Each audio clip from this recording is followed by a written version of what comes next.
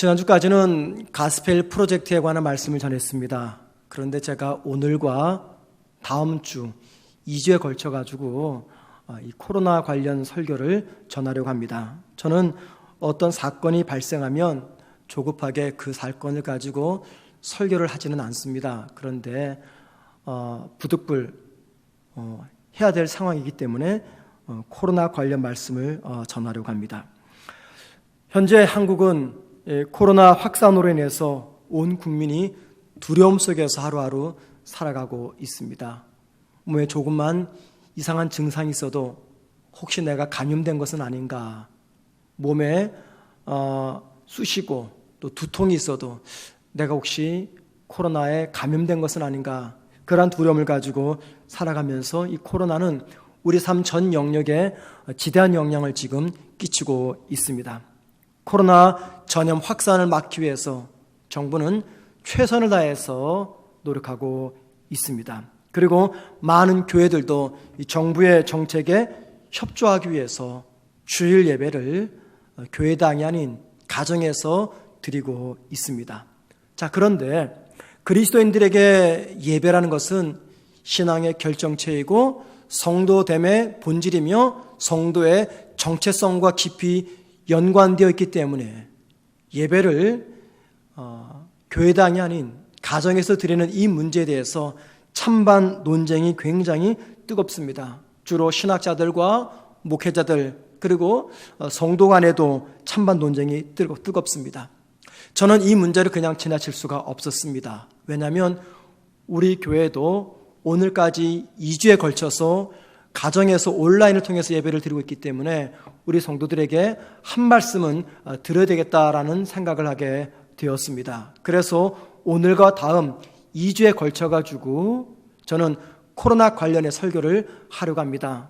특별히 오늘은 우리가 이 코로나 때문에 예배당이 아닌 가정에서 온라인으로 예배를 드리고 있는데 이 문제를 어떻게 이해해야 되나라는 겁니다. 이미 저는 2번에 걸친 목회 서신을 통해서 왜 우리가 교회가 아닌 가정에서 온라인으로 예배를 드려야 되는지 충분한 설명을 드렸지만 문서로서 설명을 하지 못했던 그 부분을 오늘 말씀을 통해서 한 번 더 나누려고 합니다. 그리고 다음 주는 이 코로나가 우리 믿는 성도들에게 어떤 변화, 어떤 생각의 전환을 주었는가 하는 문제에 관해서 말씀을 전하려고 합니다. 오늘은 첫 번째, 우리 모두가 드리고 있는 이 가정에서의 온라인 예배를 우리는 어떻게 이해하며 어떻게 생각해야 되는가라는 문제입니다. 이 문제에 관해서 여러 의견들이 있고 그분들의 말이 다 어떤 면에서는 타당하고 맞다라는 생각이 듭니다. 어떤 분은 이렇게 말합니다. 현재 한국의 많은 교회들이 행하는 온라인 예배는 결국 정부의 기독교 탄압 때문에 발생한 예배다라고 이야기합니다. 주로 이 말은 목회자들이 전하고 있습니다. 그런데 여러분, 정부는 오늘까지 한 번도 주일 예배를 교회당에서 드리지 못하도록 교회와 성도를 탄압한 적이 없습니다. 기껏해야 일주일에 2-3번 문자를 보내면서 협력을 요청하고 있습니다. 그런데 우리는 얼마든지 그 문자를 무시해도 처벌을 받지 않습니다. 만약에 정부가 공권력을 이용해서 주일 예배를 중단한다고 한다면요, 그 요구를 절대 따를 수는 없을 겁니다. 그때는 우리 모두가 순교자의 정신을 가지고 목숨을 걸고 주일 예배를 예배당에서 드려야 됩니다. 그런데 지금은 정부가 탄압이 아닌 협조 사항으로서 교회와 성도들에게 부탁을 하고 있습니다. 그리고 교회와 성도는 하나님의 긍휼의 마음으로서 정부에 협조를 하고 있는 것입니다. 또 어떤 분들은 가정에서 드리는 이 온라인 예배를 가리켜 신앙의 배교행위다라고도 이야기합니다. 주로 연세 많으신 목회자들과 연세 많으신 성도님들이 이런 이야기를 합니다. 여러분, 배교행위란 무엇입니까? 배교행위는요, 나의 생명이나 또는 내가 가장 소중하게 지키는 것, 생각하는 그것이 외부적인 힘에 의해서 위협을 당할 때, 그것들을 보존하고 지키기 위해서 하나님을 배반하는 행위가 바로 배교라는 것입니다. 그런데 우리는 정부나 그 무엇으로부터 교회에서 예배를 드리기 때문에 생명에 위협을 당하거나 혹은 나의 소중한 것을 위협당하지는 않습니다. 오히려 우리 스스로가 공공의 유익을 위해서 하나님을 예배하는 예배 방식을 바꾼 것뿐입니다. 따라서 가정에서 온라인으로 예배를 드린다고 해서 우리가 하나님을 배반한다거나 내 믿음이 약해졌다거나 또는 세상과 내 믿음을 타협하는 타락한 믿음이라고 생각할 수가 없는 것입니다. 또 어떤 분은 가정에서 온라인으로 드리는 예배를 가르쳐서 이렇게 말합니다. 성도는 순교를 각오하고 주일 예배를 드려야 된다라고 이야기합니다. 여러분, 이 말씀은 전적으로 옳습니다. 성도가 하나님을 예배하기 위해서는요, 때로는 순교를 각오하고도 예배 자리를 지켜야 됩니다. 우리 신앙의 선배들이 그렇게 믿음을 지켜왔고 우리는 그 믿음의 계승을 받고 있습니다. 그런데 문제는 이 코로나의 문제가 나 혼자만의 문제가 아니라 다른 사람과 우리 사회에 고통을 주는 문제가 된다는 겁니다. 만약에 이 코로나 문제가 나 혼자만의 문제라고 한다면요, 우리는 기꺼이 나에게 피해가 주어져도 내 건강에 위협을 가해도 우리는 기꺼이 주일날 이 예배당에서 하나님을 예배할 겁니다. 그런데 우리가 매스컴을 통해서 보지만 한 사람이 감염되면 그 한 사람 때문에 그가 속한 그 공동체는 모두가 다 피해를 입게 됩니다. 심지어 직장까지 폐쇄가 되고 나와 관련된 많은 사람들이 격리가 됩니다. 코로나 감염의 위협을 무릅쓰고 교회에서 예배를 드림으로 자신의 신앙은 지킬 수는 있겠지만 만에 하나라도 예배당에서 예배를 드릴 때 코로나가 감염이 된다면 하나님께 절대 영광이 되지 않을 겁니다. 또 어떤 분은 이런 이야기를 합니다. 코로나의 위협 속에서도 예배를 드리면 하나님이 우리의 믿음을 보시고 우리를 안전하게 지켜주실 것이다 라고 말합니다. 그러니 결국 주일날 예배당이 아닌 가정에서 예배를 드리는 것은 이건 바로 믿음의 문제다라고 말하는 분도 있습니다.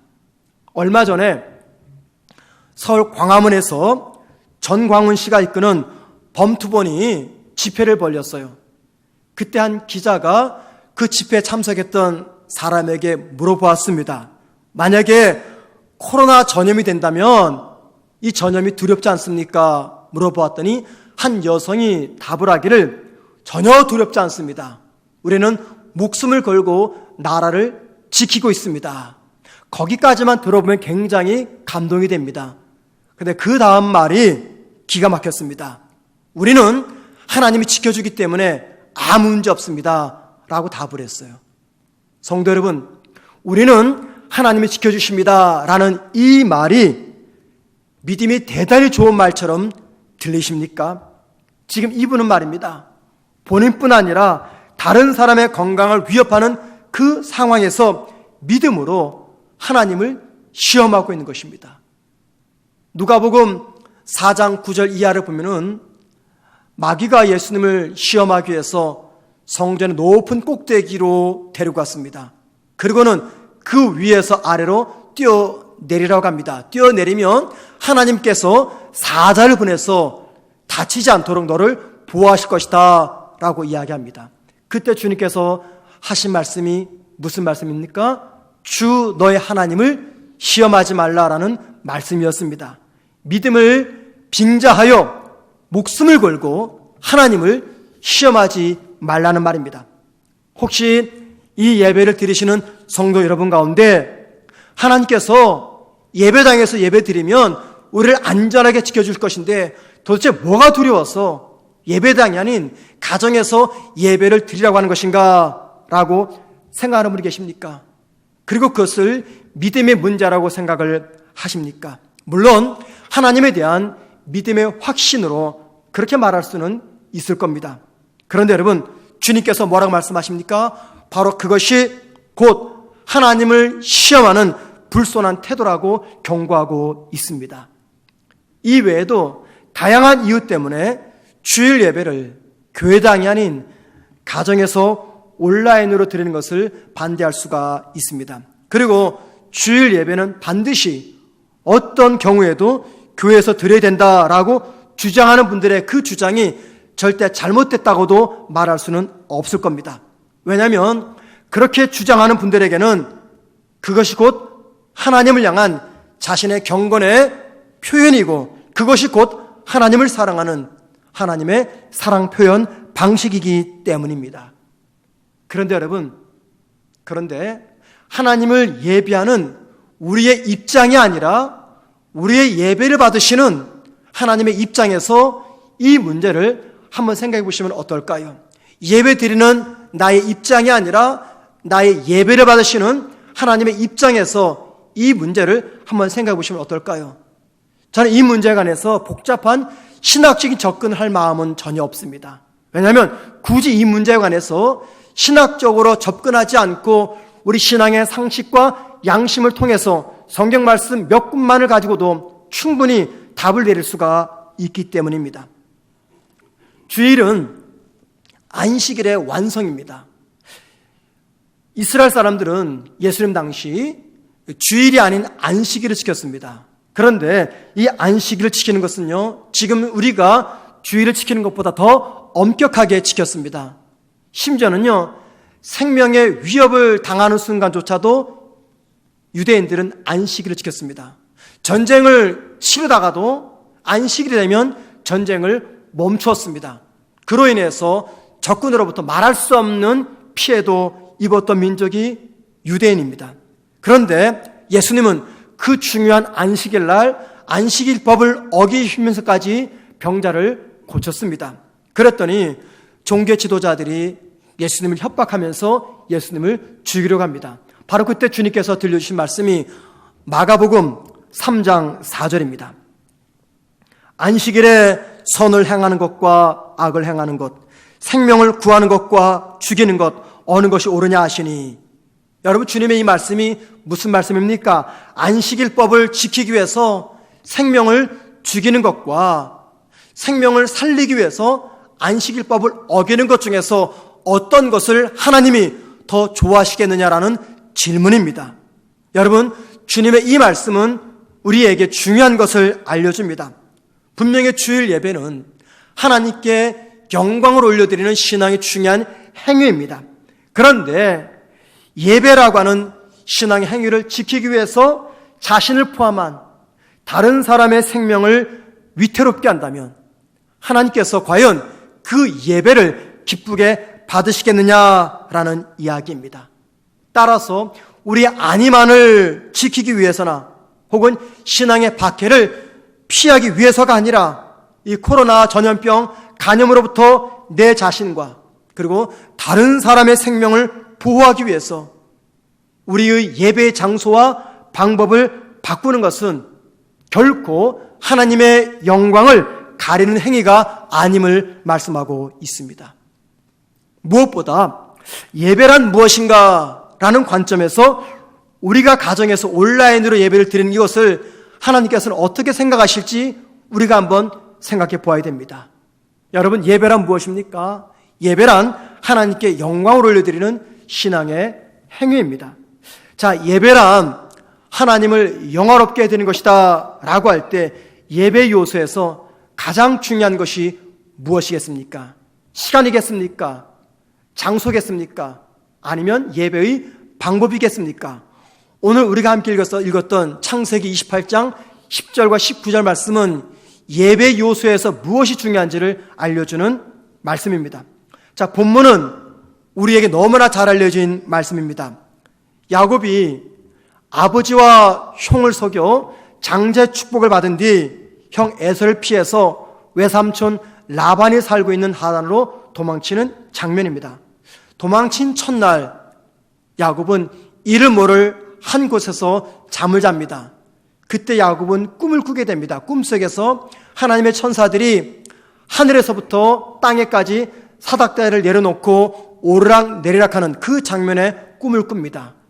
또한 야곱은 꿈속에서 하나님의 음성을 듣습니다. 야곱의 후손이 땅의 먼지처럼 많아질 것이며 야곱이 어디를 가든지 하나님 그를 떠나지 않고 늘 동행하면서 야곱을 지켜주시겠다는 하나님의 음성을 듣게 됩니다. 꿈에서 깨어난 야곱은 창세기 28장 16절과 17절에서 이렇게 고백합니다. 야곱이 잠이 깨어 이르되 여호와께서 과연 여기 계시거늘 내가 알지 못하였도다. 이에 두려워 이르되 두렵도다. 이곳이요 이것은 다름 아닌 하나님의 집이요 이는 하늘의 문이로다 하고 라고 말합니다. 야곱의 이 고백이 무슨 의미일까요?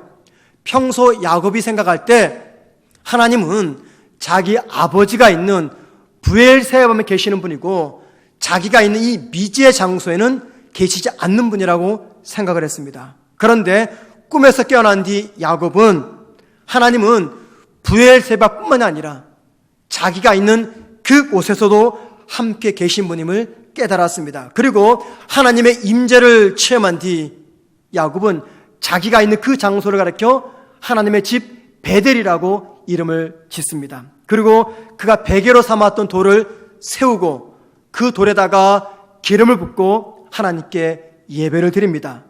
여러분, 야곱이 이름도 알 수 없는 그곳에서 돌을 세워놓고 기름을 붓고 하나님께 예배를 드렸던 그 이유가 무엇 때문입니까? 왜 야곱은 그곳에서 하나님께 예배를 드린 것입니까? 다름 아닌 그곳에 하나님의 임재가 있었기 때문입니다. 야곱의 이 이야기는요, 예배의 요소 중에서 가장 중요한 것이 무엇인가를 우리에게 알려줍니다. 예배에 집중할 수 있는 좋은 장소도 중요합니다. 좋은 시간도 중요합니다. 많은 사람들이 모이는 것도 중요합니다. 경건하게 드리는 예배 방법도 중요합니다. 그러나 예배의 장소와 시간과 방법보다 더 중요한 것은 그곳에 계신 하나님의 임재입니다. 우리가 예배하는 그 시간, 그 장소에 하나님께서 임재하시는가라는 것이 더 중요합니다. 자, 그런데 시편 139편 7절과 10절에서는요, 하나님의 임재에 관해서 이런 말씀을 들려줍니다. 내가 주의 영을 떠나 어디로 가며 주의 앞에서 어디로 피하리이까? 내가 하늘에 올라갈지라도 거기 계시며 수월에 내 자리를 펼지라도 거기 계시나이다. 내가 새벽 날개를 치며 바다 끝에 가서 거주할지라도 거기서도 주의 손이 나를 인도하시며 주의 오른손이 나를 붙드시리이다. 이 말씀은 하나님의 편재성을 이야기하는 말씀입니다. 편재성이란 무슨 말입니까? 하나님이 안 계신 곳이 없다라는 것을 뜻하는 단어입니다. 성경은 말하기를 하나님이 안 계신 곳이 없다라고 말씀하고 있습니다. 야곱이 꿈속에서 그 사실, 하나님의 편재하심을 발견하게 된 것입니다. 따라서 저와 여러분이 예배를 드릴 때 가장 중요한 것은요, 그곳에 계신 하나님의 임재를 내가 인정하느냐 인정하지 않느냐라는 문제입니다. 하나님은 어느 곳에나 계십니다. 문제는 그 임재하시는 하나님을 내가 인정하면서 예배를 드리느냐 인정하지 않고 예배를 드리냐라는 문제입니다. 자, 이런 말씀에 비춰볼 때 예배당에서 예배를 드리던 혹은 가정에서 예배를 드리던 중요한 것은요, 장소와 시간과 방법이 아니라 나는 지금 하나님의 임재를 믿고 인정하며 예배를 드리고 있느냐라는 겁니다. 만약에 교회에서 주일날 예배를 드려도 그 예배 자리에 계시는 하나님의 임재를 내가 인정하지 않고 내가 의식하지 않고 믿지 않고 예배를 드린다면 그 예배가 무슨 의미가 있겠습니까? 그러나 비록 가정에서 온라인으로 예배를 드린다 해도 내가 예배 드리는 그곳에 내 가정에 나와 함께 하시는 하나님의 임재를 내가 믿고 인정하며 의식하며 예배를 드린다고 한다면 예배당에서 드리는 예배보다 더 큰 은혜와 감동이 있는 그런 예배가 되지 않겠습니까? 여러분, 저는 지금 굉장히 위험천만한 설교를 하고 있습니다. 사실 피하고 싶은 설교를 하고 있는 겁니다. 이게 대단히 위험천만한 설교입니다. 왜냐하면 오늘 설교를 근거로 해서 여러분들이 이렇게 생각할 수가 있기 때문입니다. 예배 요소 중에 하나님의 임재가 예배 시간과 장소보다 더 중요하다면 굳이 주일날 9시, 11시 예배당에 와서 예배 드릴 필요가 있겠는가? 하나님이 우리 가정에도 계시고 내 직장에도 계시고 산에도 계시고 바다에도 있고 유명한 관광지에도 계시고 운동장에도 계시다면은 뭐하러 내가 11시, 9시에 주일날 교회에 와서 예배를 드리는가? 가정에서, 직장에서, 산에서, 바다에서, 운동장에서 그렇게 예배 드리면 되지 않는가라는 생각을 할 수가 있기 때문입니다. 그런 생각을 줄 수 있기 때문에 오늘 설교는 대단히 위험천만한 설교가 되는 것이죠. 자, 그런데 여러분, 제가 여러분에게 아주 중요한 한 가지 질문을 해보겠습니다. 지금 저와 여러분은 가정에서 예배를 드리는데 가정에서 예배를 드릴 이유가 무엇 때문입니까?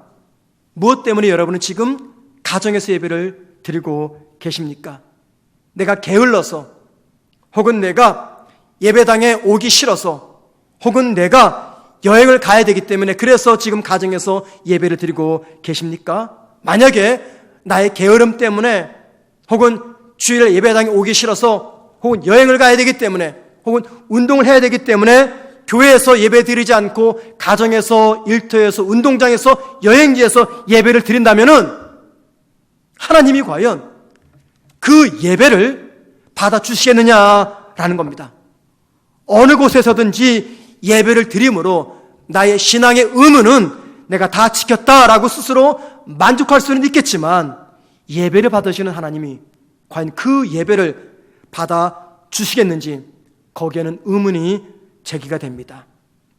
오늘 우리가 교회가 아닌 가정에서 온라인으로 예배를 드릴 이유는 나의 편안함이나 나의 유익을 위해서가 아닙니다. 우리에게 정말 소중한 이 교회에서 드리는 이 예배를 포기함으로 주님의 이름으로 세상을 섬기고 그것으로 인해서 하나님께 영광을 돌리기 위해서입니다. 그러므로 우리가 어느 곳에서 예배를 드리는지 관계는 없겠지만 중요한 것은 그 예배를 통해서 하나님께서 영광을 받으시느냐라는 문제가 본질적인 문제라는 것입니다. 그리고 하나님께서 받으신 영광은 언제나 예배를 동기는 우리의 동기에 밀접한 영향을 받는다라는 것입니다. 우리가 잘 아는 유명한 실존주의 철학자이자 노벨 문학상을 받았던 알베르 까뮈라는 작가가 있습니다. 까뮈는 1947년 페스트라는 소설을 썼습니다. 페스트, 우리말로 전염병이죠. 이 책에 보면은요, 조그만 항만 도시 오랑에서 전염병이 돌아왔습니다. 그때 이 오랑에서 목회했던 파눌로 신부라는 사람이 교인들에게 이렇게 권유를 합니다. 전염병은 하나님의 뜻입니다. 전염병이 심하면 심할수록 예배당에 모여서 우리가 심사 하나님을 예배해야 됩니다. 왜냐하면 그게 곧 신앙이기 때문입니다. 하나님은 지금 질병을 통해서 우리의 믿음을 시험하고 있습니다. 그러니 이럴수록 순교를 각오하고 더욱 열심히 예배당에 모여서 예배를 드려야 됩니다. 라고 파눌로 신부가 교인들을 설득합니다. 어쩌면 오늘 이 예배를 드리는 많은 성도들 가운데 파눌로 신부 같은 생각을 하실 분이 계실 겁니다. 전염병이 심하면 심할수록 함께 모여서 하나님을 예배하는 것, 그게 곧 신앙이 아닙니까? 하나님은 지금 코로나를 가지고 우리의 믿음을 확인하고 있습니다. 내 믿음이 진짜 믿음인지 가짜 믿음인지 시험하고 있습니다. 그러니 이럴수록 순교를 각오하고 더욱 열심히 예배당에서 모여 예배를 드려야 됩니다. 라는 생각을 하실 분들이 계실 겁니다. 종교 개혁자였던 마틴 루터의 말을 통해서 이 질문에 대한 답을 찾아낼 수가 있습니다. 마틴 루터가 종교 개혁을 일으킬 당시 유럽에는요, 전염병이 창궐했습니다. 그 당시 전염병을 대처했던 많은 사람들이 있었는데 그때 마틴 루터와 함께 스위스에서 종교 개혁을 일으켰던 사람 중에 쭈빙글리라는 사람이 있었습니다. 마틴 루터와 쭈빙글리는 전염병을 대처하는 방법이 각각 달랐어요.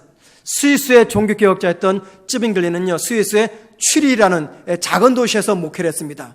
그 지역에도 전염병이 돌자 쯔빙글리 목사는 교인들에게 설교하기를 약을 무시하고 예배 장소를 떠나지 말고 모든 것을 하나님의 뜻으로 돌려야 된다라고 설교를 했습니다. 그 결과 그 당시 취리 시민 7,000명에서 2,000명이 넘는 사람들이 전염병으로 죽었습니다. 더더욱이 쯔빙글리의 자녀들도 전염병으로 죽었고 본인도 이 병에 걸려가지고 2달 동안 죽다가 살아났습니다.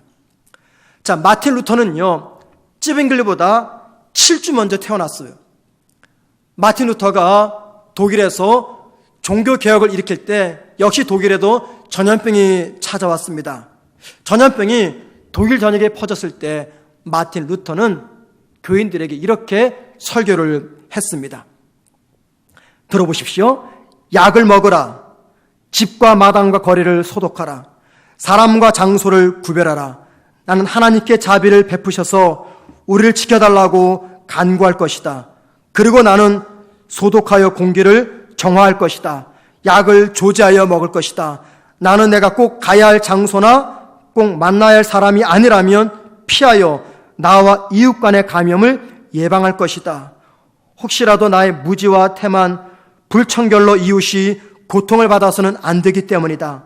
만일 하나님이 나를 데려가기 원한다면 나는 당연히 죽게 되겠지만 적어도 내가 내 자신의 죽음이나 이웃의 죽음에 책임을 져야 할 일은 없을 것이다.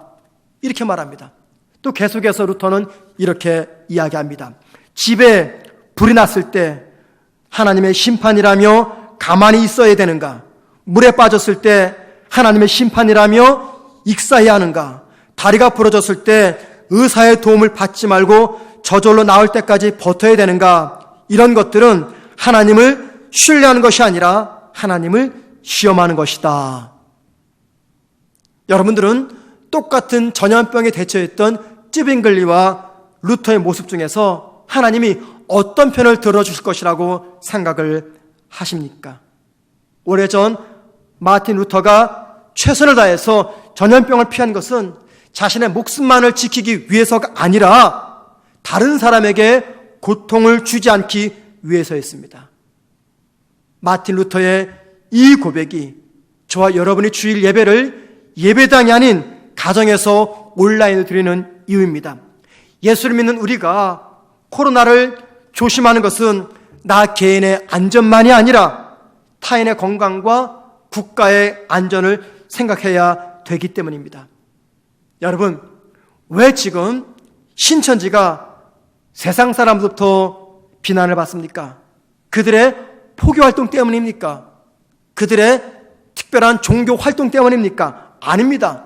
그들이 세상으로부터 비난과 지탄을 받는 이유는 자기들의 신앙을 지키기 위해서 타인의 건강과 나라의 안전을 위험에 빠뜨렸기 때문입니다.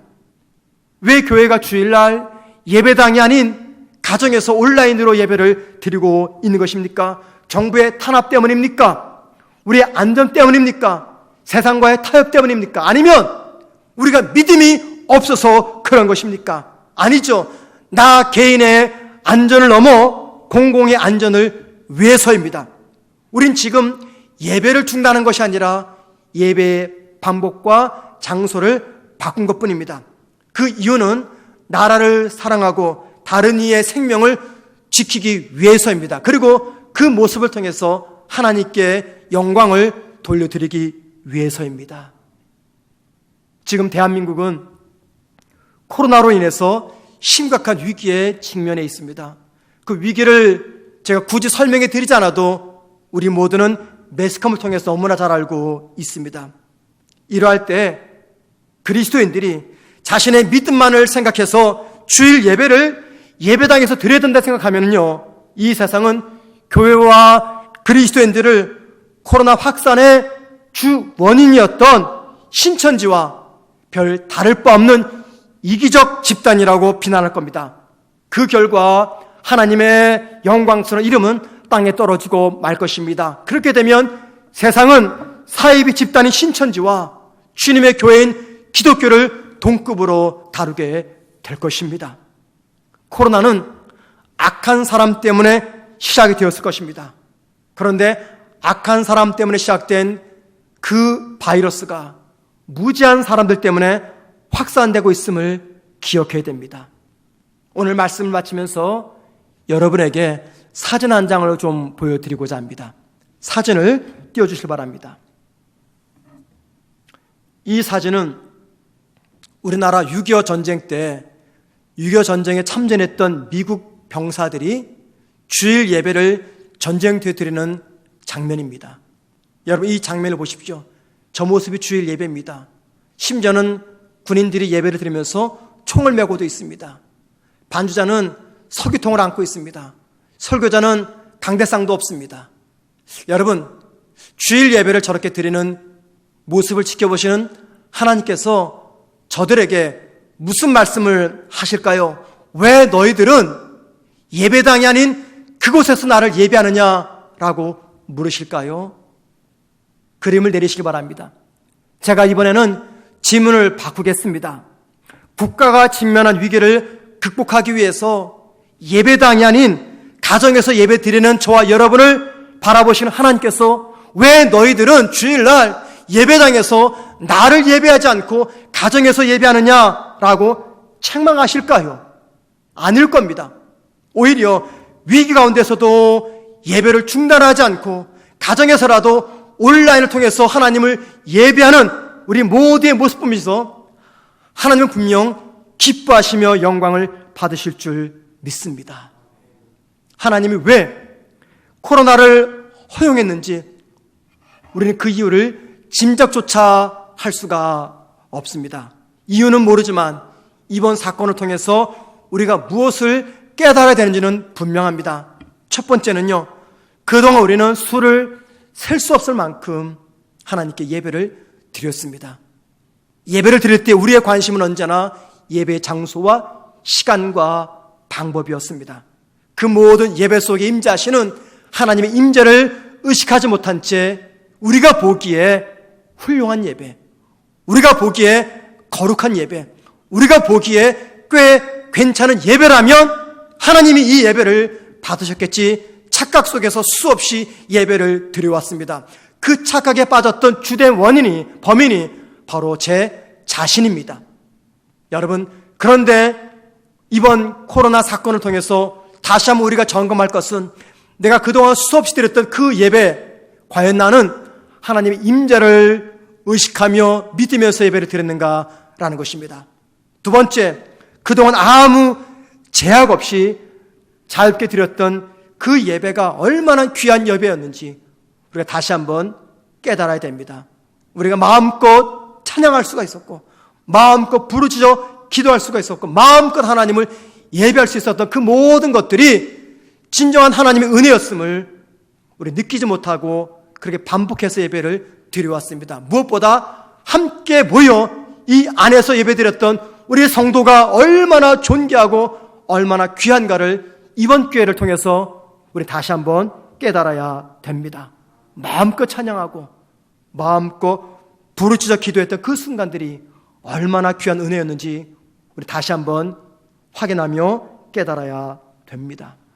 하나님께서 우리와 이 민족이 위해 은혜를 베푸셔서 다시 한번 속히 온 성도가 예배당에 함께 모여서 하나님을 예배할 수 있는 그날 주시기를 간절히 소망합니다. 아울러 이 땅에 확산되는 코로나를 막기 위해서 우리의 노력과 희생과 섬김을 보시는 하나님께서 기뻐하시리라 믿습니다. 그리고 코로나 사태가 진전되어 이전처럼 예배당에 모여서 하나님을 예배하게 된다면 이전보다 더 큰 감사와 기쁨과 감격의 마음, 더 겸손히 하나님의 임재를 의식하면서 예배를 드리는 우리 모두가 되기를 주님의 이름으로 축원을 드립니다.